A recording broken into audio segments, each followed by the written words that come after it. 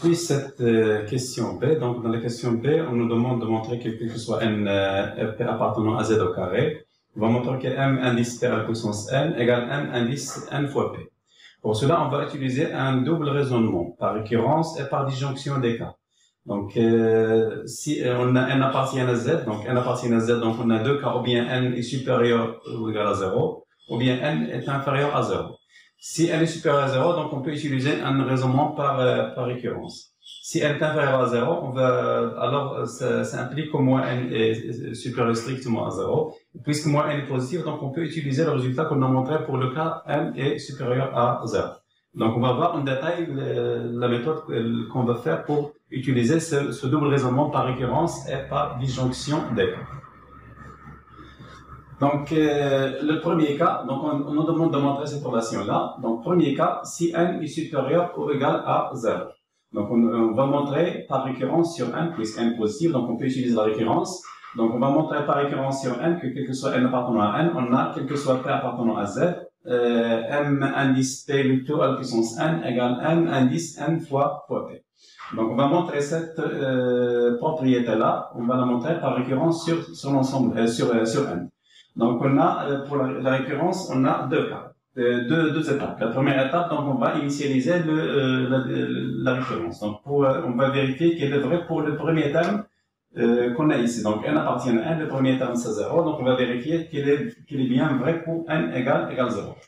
Donc, c'est quoi m, donc, on va montrer que m indice p à la puissance 0 égale m indice 0 fois p. Donc, on va montrer cette égalité. Donc, c'est quoi m indice p à la puissance 0? Donc, je vous rappelle juste c'est quoi la puissance d'une matrice. Donc, on a vu dans le cours que la puissance d'une matrice, c'est quoi? C'est a à la puissance, si on a par exemple a au carré, c'est quoi? C'est a fois a. Et en général, a à la puissance n, c'est a fois m fois. Donc, n fois. Et si n égale à 0, alors a à la puissance 0 égale la matrice identité dans le cas des matrices carrées d'ordre 2. Dans le cas des matrices carrées d'ordre 3, c'est la matrice identité I3. Donc, c'est quoi la matrice I2? On l'a déjà vu. Donc, on a 1 dans la diagonale et partout des 0. Donc, c'est ça la matrice identité. Donc, on revient à notre démonstration. Donc, on a m indice p à la puissance 0, c'est la matrice identité. D'autre part, on a m indice 0 fois p, c'est m indice 0. C'est quoi m indice 0? Donc, vous pouvez revenir à la définition de m indice 0. Ça donne exactement l'identité I2. Donc, on déduit que mp à la puissance 0 égale m indice 0 fois p. Donc, on a bien la propriété est vraie dans le cas où n égale 0. Deuxième étape dans la récurrence, on va supposer qu'elle est vraie pour n. Et on va montrer que la propriété est vraie pour n plus 1. Donc, on suppose que m indice p à la puissance n égale m indice n fois p. Et on va montrer que m indice p à la puissance n plus 1 égale m indice n plus 1 multiplié par p. Donc, on va montrer cette égalité-là. Donc, pour la montrer, donc, on va commencer par le premier membre de l'égalité. Donc, m indice p à la puissance n plus 1. C'est quoi m indice p à la puissance n plus 1? C'est m indice p à la puissance n multiplié par m indice p.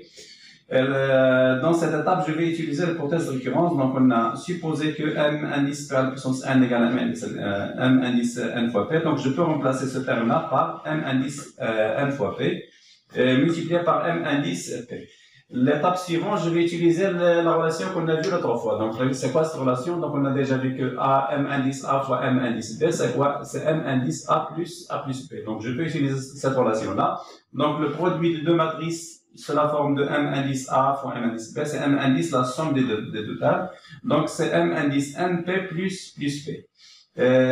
On peut factoriser par p, on trouve que c'est égal à m facteur de n plus 1 fois p. Donc, c'est ce qu'on va montrer. Donc, c'est vrai. Donc, la propriété est bien vraie dans le cas où n est positif. Donc, dans ce cas, on va utiliser la récurrence. Dans le deuxième cas, on va utiliser cette relation-là avec une autre relation qu'on va voir par la suite. Donc, on passe au deuxième cas. Donc, on a fait une disjonction des cas sur n, qui appartient à z. Donc, le cas n est supérieur à 0, c'est déjà vrai. Il nous reste le cas où n est inférieur à 0. Si n est inférieur à 0, donc, on va montrer qu'on a toujours cette propriété vraie, que quel que soit t appartenant à z, m indice p, m indice fois la puissance n égale m indice n fois p. Donc, pour montrer cette relation-là, donc je vais utiliser puissance de puissance, donc vous allez voir la méthode que je fais, donc c'est m indice p de tout à la puissance n. Donc je peux l'écrire sous la forme m indice p à la puissance moins 1 fois moins n, donc on a moins 1 fois moins n, ça donne exactement n. Ceci est, donc j'ai le droit de le faire car je sais que m indice p moins 1, il existe, donc on l'a déjà vu dans l'exercice précédent, dans la question précédente, donc on a même vu que m indice a moins 1, c'est m indice moins a. Donc, tout élément est inversible. Donc, l'existence de ce terme, elle est bien vérifiée, elle est bien garantie par la question qu'on a vue, la question qui est la question 1. Donc, m indice p à la puissance moins 1, le tout à la puissance n. C'est quoi m indice p à la puissance moins 1? Donc, d'après cette relation-là, c'est m indice moins p. Donc, c'est m indice moins p, le tout à la puissance moins n.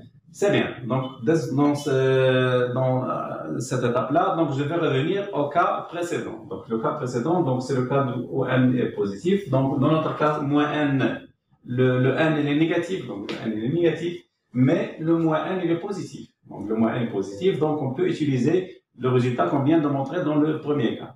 Donc, puisque moins n est positif, donc d'après le cas 1, donc m indice moins p le tout à la puissance moins n égale m indice le produit des deux termes. Donc m indice, donc c'est le produit de la puissance et de l'indice qu'on a ici dans la formule. Donc on dit que m indice moins p le tout à la puissance moins n égale m indice moins n fois moins p, donc égale m indice n fois p. Donc c'est le résultat qu'on cherche. Donc la propriété est bien vérifiée. Cet exercice numéro 5, on est arrivé à la question 4. Donc dans cette question, on nous donne un couple AB appartenant à Z carré. On nous donne H, c'est l'ensemble des matrices sur la forme M indice A le tout à la puissance n fois M indice B à la puissance n, tel que M et N deux entiers relatifs quelconques. On nous demande de montrer que H menu de la loi multiplication est un sous-groupe de menu de la loi multiplication. Pour cela, donc, on va utiliser la propriété caractéristique d'un sous-groupe. La propriété caractéristique, donc,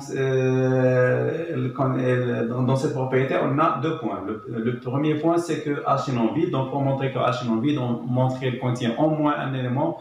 Et en particulier, l'élément qu'il doit contenir nécessairement, c'est l'élément neutre. L'élément neutre de la multiplication pour la matrice carrée, c'est I2. Et on constate que I2, on peut l'écrire sur la forme M indice A à la puissance 0 fois M indice B à la puissance 0. Donc j'ai choisi M et N égale 0, 0. Donc cet élément appartient bien à H. Donc H est bien non vide. La deuxième condition de la propriété caractéristique d'un sous-groupe, c'est que si je prends deux éléments quelconques dans H, la composée du premier élément avec le symétrique du deuxième élément, elle reste toujours dans H. Donc, si je prends deux éléments, M indice A à la puissance n fois M indice B à la puissance n, et le deuxième élément, M indice A à la puissance P fois M indice B à la puissance Q, sont deux éléments de H. Donc, je vais montrer que la composée du premier élément par le symétrique du deuxième élément, est-ce qu'elle appartient vraiment à H? Pour cela, donc, on va utiliser des formules. Ces formules-là, donc, on va les utiliser, donc, les deux formules qu'on a déjà vues, donc par exemple, cette formule on a déjà vue dans la question 3b. Celle-là, donc on l'a vue au début, je pense que c'est la première question. Celle-là, on l'a vue après, donc le symétrique des matrices, on l'a vue. On va aussi utiliser cette formule-là. Donc cette formule-là, donc ça n'a pas, c'est une formule de cours, on l'a pas vue dans l'exercice, mais c'est une formule de cours. Donc si on a une loi étoile, et si on sait que les éléments x' et y' sont inversibles, alors nécessairement on a x étoile y est un élément inversible et on a le symétrique de x étoile y', c'est y' étoile x'. Donc faites bien attention à l'ordre ici. Donc l'ordre c'est inversé. Et si la loi est commutative, donc l'ordre n'a pas d'importance. Donc on peut prendre n'importe lequel en premier. Mais si la loi n'est pas commutative, donc l'ordre est bien intéressant. Donc faites bien attention dans l'application de cette formule dans le cas où on n'a pas une loi commutative. Mais dans notre cas, la loi qu'on a vue ici, la loi de multiplication, c'est une loi qui est commutative dans l'ensemble E, donc elle est commutative dans H. Donc on n'a pas de problème de multiplication dans ce cas.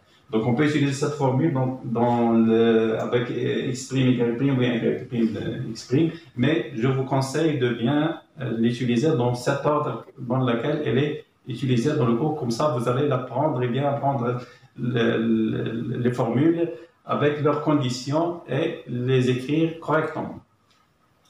Donc on passe à ce calcul. Donc pour montrer que cet élément-là appartient à H, donc on va calculer cet élément, on va montrer qu'il s'écrit bien sous cette forme-là. Donc on peut l'écrire sous cette forme. Donc pour cela, on va calculer ce produit.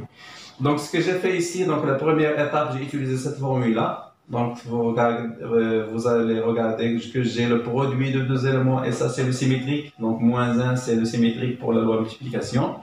Donc la formule du symétrique, ça donne le symétrique de cette matrice multiplié par le symétrique de cette matrice. Donc c'est ce que j'ai appliqué. Donc le P devient en premier et le A en dernier. L'étape suivante, j'ai utilisé la commutativité. Donc on sait que la multiplication sur loi commutative, on l'a déjà vu. On a vu que l'ensemble E menu de la multiplication c'est un groupe commutatif. Donc je peux rapprocher les A, les matrices qui ont un indice A et les matrices qui ont pour indice B. Donc je peux les ordonner de cette façon-là. Donc je trouve que M indice A puissance 1 fois M indice A puissance P moins 1 multiplié par M indice B fois puissance M fois M indice B puissance Q, le tout moins 1. L'étape suivante, je vais utiliser cette formule-là.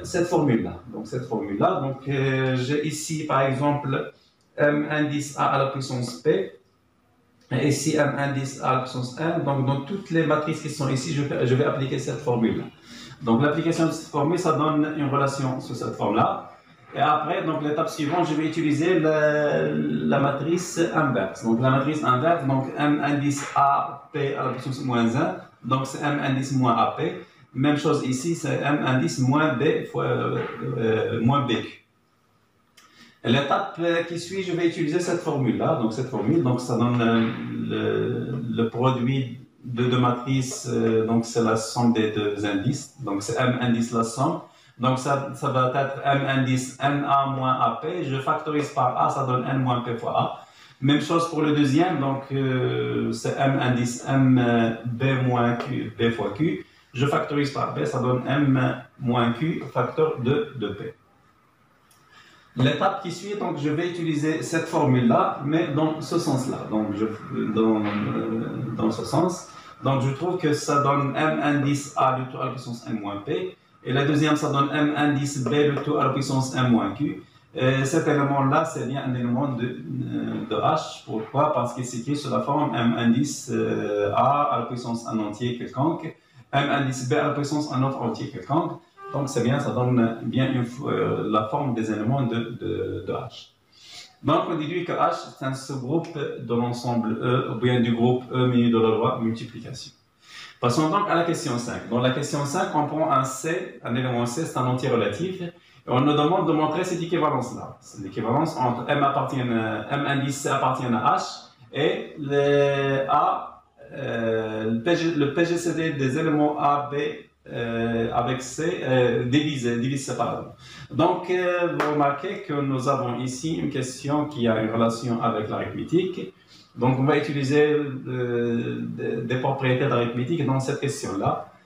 Donc, on prend, donc pour montrer l'équivalence, on va montrer montrer l'implication directe et l'implication réciproque. Donc, pour l'implication directe, donc je suppose que M indice appartient à H et je vais montrer que le PGCD de A et B divise bien C. Donc, si M indice appartient à H, donc M indice c'est symétrique de H, donc il va s'écrire sous cette forme. Donc, je peux trouver deux entiers M1 tels que M indice C s'écrit sous cette forme. Donc, il existe un couple Mn dans Z carré, tel que M indice C égale M indice A à la puissance M, fois M indice B le tout à la puissance M. Donc, ça implique qu'il existe un couple Mn appartenant à Z carré, tel que M indice C égale. Donc, j'ai calculé en utilisant les formules qu'on a déjà vues.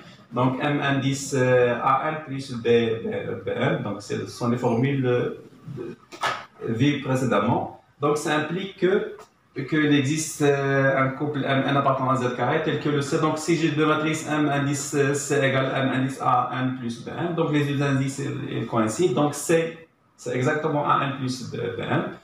Or, on sait que le PGCD, donc c'est un diviseur commun des deux nombres A et B. Donc, il divise A et divise B en même temps. Donc, puisqu'il divise A et divise B, donc il divise toute combinaison de ces deux éléments. Donc, la combinaison particulière que j'utilise, c'est la combinaison avec dans laquelle il y a A1 plus Bn. Donc, le PGCD de A et B divise A fois n plus 2 fois m. Donc, ça implique que le PGCD de A et B divise C. Pourquoi? Parce que A1 plus Bn égale à C. Donc, c'est bien, j'ai cette implication directe. Après, donc, on va montrer l'implication réciproque.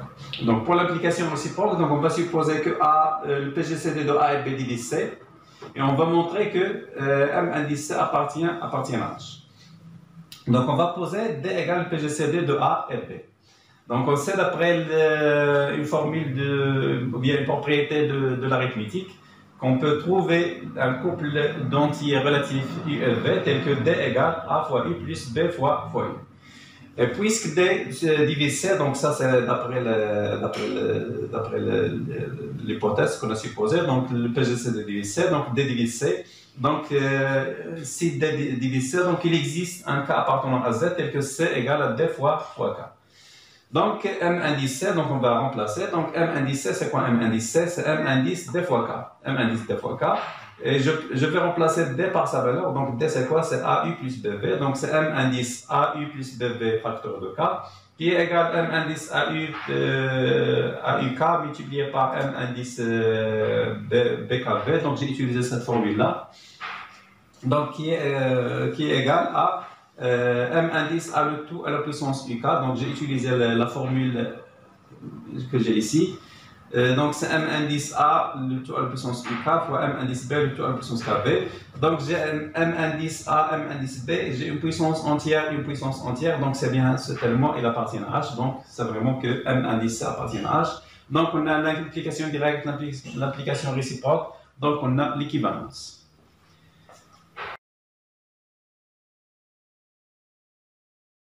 On finit cet exercice par la dernière question 6. Dans cette question 6, on demande de montrer que H égale à F, c'est équivalent à dire que le PGCD de A et B égale 1. On sait que H il est inclus dans F, donc ça c'est évident d'après les définitions de H et F, donc on l'a déjà vu.